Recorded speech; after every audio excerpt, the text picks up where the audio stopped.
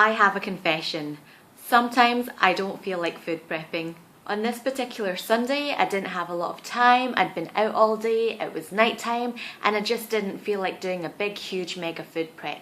So this is the lazy person's guide to food prepping.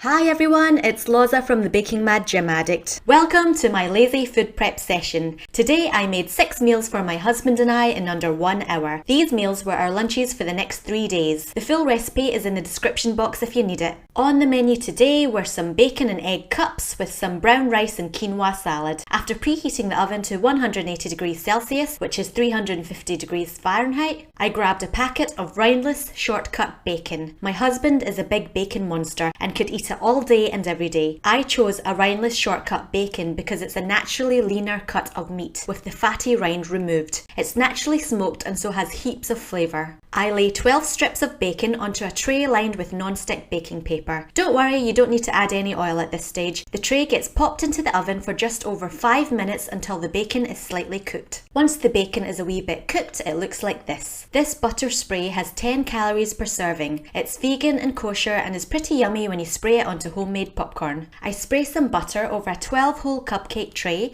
and gently line each of the compartments with a strip of partially cooked bacon. Once there's a piece of bacon in each cup, I carefully crack 1 egg onto each slice of bacon. I just love how the bacon strips are cradling the eggs. It just looks so cute. For an extra dosage of cuteness and flavour, I'm going to add some chilli powder and some chopped up chives. The chives will add a slightly garlicky and delicate onion-like taste to your bacon and egg cups. Once that's done, pop the tray into the oven for about 10 minutes until the egg whites are no longer translucent. I personally like my egg once it's been set with a slightly runny yolk. Leave your bacon and egg cups in the tray to cool down. Once they've cooled, all you have to do is gently take each side of bacon and swivel it to loosen and lift it out of the tray. I move on to making the rice and quinoa salad. Because I was short on time, I decided to use 2 packets of pre-steamed brown basmati rice and quinoa. I quite like this Tilda brand because the rice has already been steamed, which means you only need to heat them in the microwave for 2 minutes if you don't have a lot of time. I put my non-stick pan on a medium heat and drizzled on some sesame seed oil, which has a fragrant, slightly sweet, nutty flavour. To that, I add 1 teaspoon of garlic paste. I then added 2 whisked up eggs and stirred them around in the pan until they were nearly set. You can then add your own favourite mix of cooked meat and veggies to your pan. I chose to add in a couple of handfuls of chopped up bacon and 2 handfuls of frozen peas. I then added 2 packets of the pre-steamed brown basmati rice and quinoa and continued to mix everything in the pan together. Once everything was cooked and all mixed up,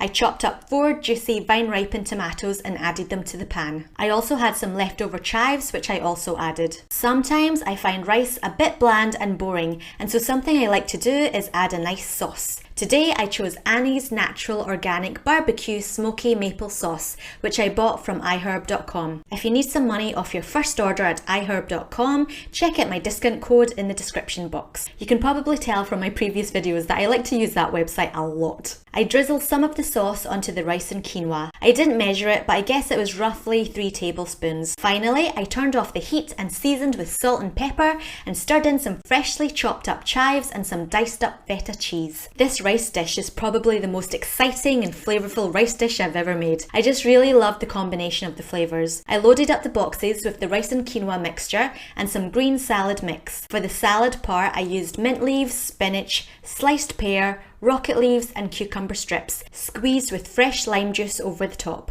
I also took an avocado to work and added some yummy avocado to the salad before eating it. And of course, you can't forget to pop in your cute little bacon and egg cups from earlier. These definitely add a cute little piece of happiness to your food prep boxes. I stored these boxes in my fridge and my husband and I ate the 6 boxes for lunch for the next 3 days.